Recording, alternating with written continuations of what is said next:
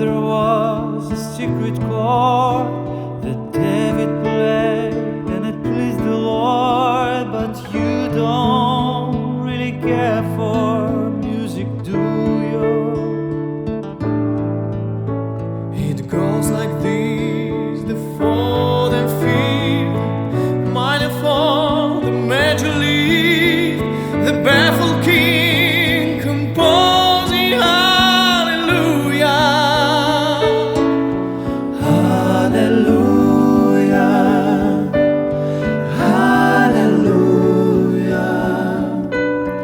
hallelujah,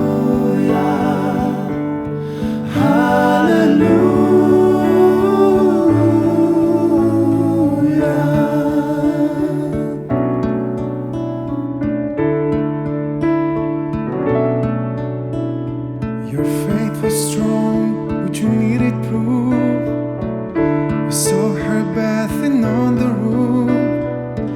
Her beauty in the moonlight overthrew you. She tied you to a kitchen chair. She broke your throne, she cut your hair, and from your